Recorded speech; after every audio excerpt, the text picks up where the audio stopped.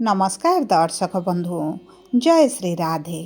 आजिर कार्यक्रमटी समस्त मेष राशिर व्यक्ति विशेषଙ୍କ ପାଇଁ बहुत अधिक गुरुत्वपूर्ण रही कारण यही भिडियोरे आपणकर संपूर्ण अगस्ट मासटी केमिति रहिबो कौन परिवर्तन आपणक जीवन रे आसिबो एवं एही अगस्ट मासरे हेबाकु थिबा ग्रह मानकर गोचर राशि परिवर्तन आपणक जीवन रे केमिति प्रभाव पकाइबो एवं केउ क्षेत्र गुड़िकर अधिक आपण परिवर्तन देखिबे ताहा एही भिडियोरे विस्तृत भावरे आलोचना करिबा।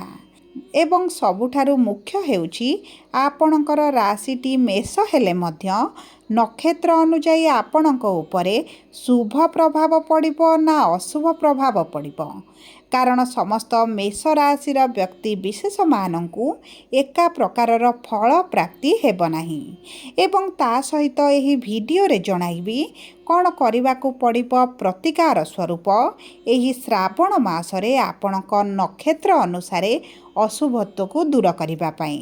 देखंतु दर्शक बंधु एही 2026 मसीहार अगस्ट मासर राशिफलटी पूर्व मास गुड़िक परि सामान्य राशिफल नुहे कारण एही मासरे शुभ ग्रह गुड़िक निज चलन रे करुछंती परिवर्तन जहाँ आपणक जीवन रे बहुत प्रभाव मध्य पकाइबा पई जाउछंती एवं आपणक जीवनर दिग दिशा को परिवर्तन करिबा पई जाउछंती।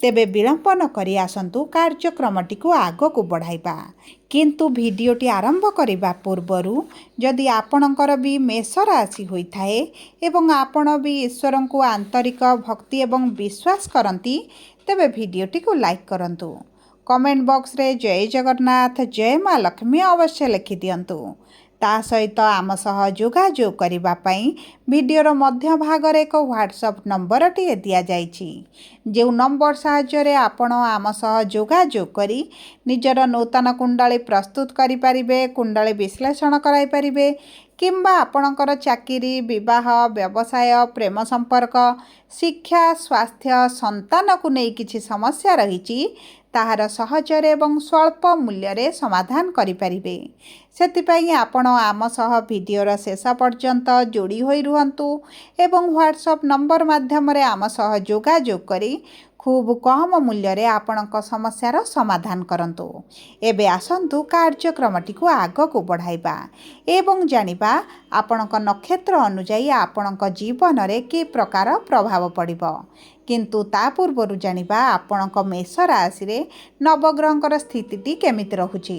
देखंतु आपणकर कुंडलीर द्वितीय भाव रे मंगल तृतीय भाव रे बुध चतुर्थ भाव रे सूर्य एवं गुरु पंचम भाव रे केतु एवं षष्ठ भाव रे शुक्र एकादश भाव रे राहु एवं द्वादश भाव रे शनि विराजमान करिछंती जेउ कारणरु सेही गृह गुड़िकरे सेमानंकर प्रभाव अधिक रहिबो। एही अगस्ट मास 1 तारिख रे शुक्र 3 अगस्ट रे मंगल 5 अगस्ट रे बुध एवं 17 अगस्ट रे सूर्य करिवे निज चलन रे परिवर्तन तेणुकर चलनर परिवर्तन मध्य आपणक जीवन रे प्रभाव पकाइब। तेबे सर्वप्रथमे जानिबा अश्विनी मेष राशि 1/1 मेष राशिर व्यक्ति विशेष मानकर केतु हेउछंती नक्षत्राधिपति एवं केतु विराजमान करिछंती आपणकर पंचम भाव रे एवं सूर्य एही अगस्ट मास रे आपणक पंचम भाव को गोचर करिवे। देखंतु जदि आपण सरकारी चाकरी पई चेष्टा करूछंती तेबे आपणक सरकारी चाकरी पई अति प्रबल योग रहिछि। आपण जदि पूर्वरु निराशता देखुछंती किछि किछि मार्क पई आपण विफलता देखुछंती निराशता देखुछंती तेबे आपणकर परिश्रम एही समय मध्य रे भाग्य साथ देबा कारणरू शुभ फल प्राप्ति करिबो।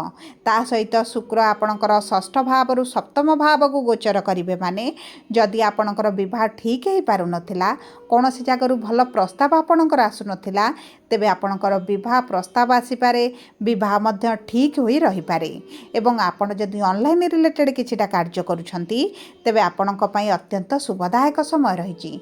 रोजगार रे वृद्धि घटिबो मान सम्मान वृद्धि घटिबो ता सहित आपण निजर स्वतंत्र परिचय सृष्टि करिवे।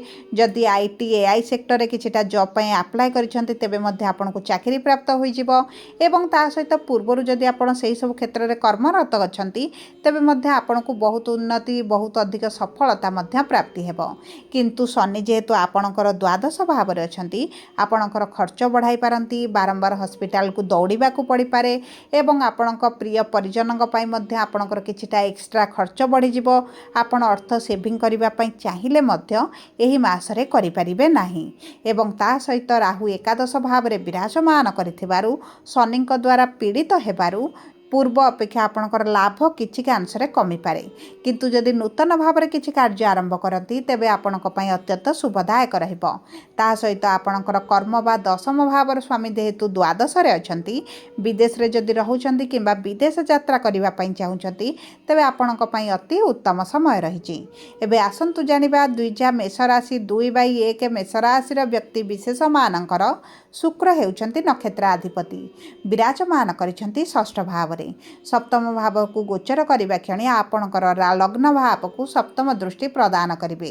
ଯେଉଁ କାରଣରୁ ଆପଣଙ୍କର ସ୍ୱାସ୍ଥ୍ୟଗତ ସମସ୍ୟା ଯଦି ପୀଡ଼ା ଦେଉଛି, କଷ୍ଟ ଦେଉଛି, ସେଥିରେ ଆପଣ ଉନ୍ନତି ଦେଖିବେ। କିନ୍ତୁ ଆପଣଙ୍କର ଥଣ୍ଡା ସମସ୍ୟାଟି ବଢ଼ିଯାଇପାରେ, ପେଟ ଗ୍ୟାସ୍ ହେବା, ଡାଇଜେସନରେ ସମସ୍ୟା ହେବା, ଖାଦ୍ୟପାନୀୟକୁ ନେଇ ସମସ୍ୟା ମଧ୍ୟ ଦେଖିପାରନ୍ତି।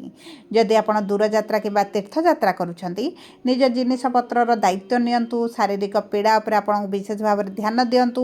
ସମସ୍ତ ବ୍ୟବସ୍ଥା କରିବା ପରେ ଯଦି ଆପଣ ଯାଆନ୍ତି ତେବେ ଆପଣଙ୍କୁ ସମସ୍ୟାର ସମ୍ମୁଖୀନ ହେବାକୁ ପଡ଼ିବ ନାହିଁ।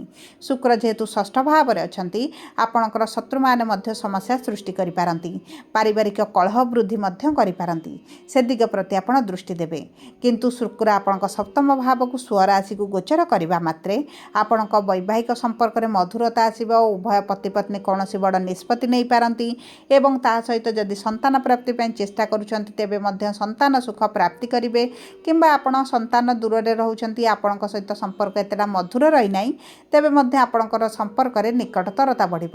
ଆପଣଙ୍କୁ ଅଚାନକ କିଛିଟା ଅର୍ଥପ୍ରାପ୍ତି ହୋଇପାରେ, ଧନ ଲାଭ ହୋଇପାରେ। ମଙ୍ଗଳ ଆପଣଙ୍କର ରସ୍ୟାଧିପତି ହୋଇ ଧନର ଭାବରେ ବିରାଜମାନ କରିଥିବାରୁ ଏବଂ ସପ୍ତମ ଦୃଷ୍ଟି ଆପଣଙ୍କର ଅଷ୍ଟମ ଭାବକୁ ଦେଉଥିବାରୁ କିଛିଟା ଅଚାନକ ଧନ ଲାଭ ମଧ୍ୟ ହୋଇପାରେ। ଯଦି ଆପଣଙ୍କର ଅର୍ଥ କେଉଁଠି ଫସିକି ରହିଛି ତାହା ମଧ୍ୟ ଆପଣଙ୍କୁ ପ୍ରାପ୍ତ ହୋଇଯିବ। ଏବେ ଆସନ୍ତୁ ଜାଣିବା କୃତ୍ତିକା ମେଷ ରାଶି 3/1 ମେଷ ରାଶିର ବ୍ୟକ୍ତି ବିଶେଷମାନଙ୍କର ସୂର୍ଯ୍ୟ ହେଉଛନ୍ତି ନକ୍ଷତ୍ରାଧିପତି, ବିରାଜମାନ କରିଛନ୍ତି କେନ୍ଦ୍ରର ଭାବରେ।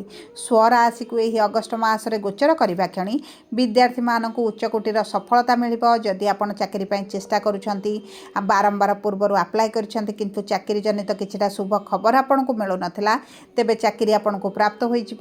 ଆପଣଙ୍କ ମନପସନ୍ଦର ଚାକିରି ଆପଣଙ୍କୁ ପ୍ରାପ୍ତ ହେବ। ପୂର୍ବରୁ ଯଦି କର୍ମକ୍ଷେତ୍ରରେ ଅଛନ୍ତି ଆପଣଙ୍କର ଦରମା ବୃଦ୍ଧି ହୋଇପାରେ, ପ୍ରମୋସନ୍ ହୋଇପାରେ କିମ୍ବା ଚାକିରିରେ ଯଦି ଆପଣ ପରିବର୍ତ୍ତନ ଚାହୁଁଛନ୍ତି ତେବେ ମଧ୍ୟ ଆପଣଙ୍କ ପାଇଁ ଉତ୍ତମ ରହିବ। ଏହି ସମୟ ମଧ୍ୟରେ ଆପଣଙ୍କ ବାଣୀ ଉପରେ କିଛିଟା ନିୟନ୍ତ୍ରଣ ଆଣନ୍ତୁ, ନଚେତ୍ ଆପଣଙ୍କ ବାଣୀକୁ ନେଇ କିଛିଟା ପାରିବାରିକ ହେଉ, କର୍ମକ୍ଷେତ୍ରରେ ହେଉ ଅସନ୍ତୁଷ୍ଟ ରହିପାରନ୍ତି। କିନ୍ତୁ ଆପଣଙ୍କର ଭାଗ୍ୟାଧିପତି ଗୁରୁ ଚତୁର୍ଥ ଭାବରେ କେନ୍ଦ୍ର ଭାବରେ ଉଚ୍ଚସ୍ଥ ଥିବାରୁ ଆପଣଙ୍କର ଭାଗ୍ୟ ସାଥ ଦେବ, ଭାଗ୍ୟ ବଳବାନ ରହିବ ଏବଂ ଗୁରୁଙ୍କର ପଞ୍ଚମ ଦୃଷ୍ଟି ଆପଣଙ୍କର ଭାଗ୍ୟର ଭାବକୁ ଥିବାରୁ ଯଦି ଭାଗ୍ୟ ଭରସାରେ ଆପଣ କୌଣସି କାର୍ଯ୍ୟ କରନ୍ତି କିମ୍ବା ଅର୍ଥ ଆପଣ ଇନଭେଷ୍ଟ କରୁଛନ୍ତି, ଅର୍ଥରୁ ଅର୍ଥ କମାଉଛନ୍ତି, ସେହିସବୁ କ୍ଷେତ୍ର ଗୁଡ଼ିକରେ ଭାଗ୍ୟ ସାଥ ଦେବ। କିମ୍ବା ଆପଣ ଯଦି କୌଣସି ଦୈନନ୍ଦିନ ରୋଜଗାର କରୁଛନ୍ତି ତେବେ ମଧ୍ୟ ଆପଣଙ୍କ ପାଇଁ ଅତି ଉତ୍ତମ ରହିବ। ପ୍ରେମ ସମ୍ପର୍କରେ ଆପଣ ମଧୁରତା ଦେଖିବେ ଏବଂ ତାହା ସହିତ ଆପଣଙ୍କର ବୈଦେଶିକ ମୁଦ୍ରା ଯଦି ରୋଜଗାର କରୁଛନ୍ତି, ରୋଜଗାରରେ ବଢ଼ତି ଆସିବ।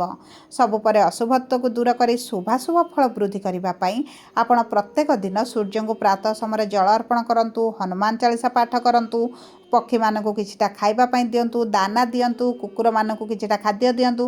ଶ୍ରାବଣ ମାସରେ ପ୍ରତ୍ୟେକ ଦିନ ପ୍ରାତଃ ସମୟରେ ଓଁ ନମଃ ଶିବାୟ ମନ୍ତ୍ରଟି 108 ଥର ଜପ କରିବା ସହିତ ପ୍ରତ୍ୟେକ ସୋମବାର ଦିନ ମହାଦେବଙ୍କ ମନ୍ଦିରରେ ବେଲପତ୍ର କଞ୍ଚା କ୍ଷୀର ଅର୍ପଣ କରନ୍ତୁ ଏବଂ ଚେଷ୍ଟା କରନ୍ତୁ ହନୁମାନଙ୍କ ମନ୍ଦିରରେ ପ୍ରତ୍ୟେକ ମଙ୍ଗଳବାର ଦିନ ସିନ୍ଦୁର ଏବଂ ଚମେଲି ତେଲ ଅର୍ପଣ କରିବା ପାଇଁ। ଆପଣଙ୍କ ପାଇଁ ଅତ୍ୟନ୍ତ ଶୁଭଦାୟକ ରହିବ। ଯଦି ଆପଣଙ୍କର ମେଷ ରାଶି ହୋଇଥାଏ, ଭିଡ଼ିଓଟି କିଭଳି ଲାଗିଲା କମେଣ୍ଟ ବକ୍ସରେ ଲେଖି ଜଣାନ୍ତୁ। ଯଦି ଆପଣଙ୍କ ପ୍ରିୟଜନଙ୍କର ମେଷ ରାଶି ହୋଇଥାଏ, ଭିଡ଼ିଓଟି ତାଙ୍କ ସହିତ ସେୟାର କରନ୍ତୁ।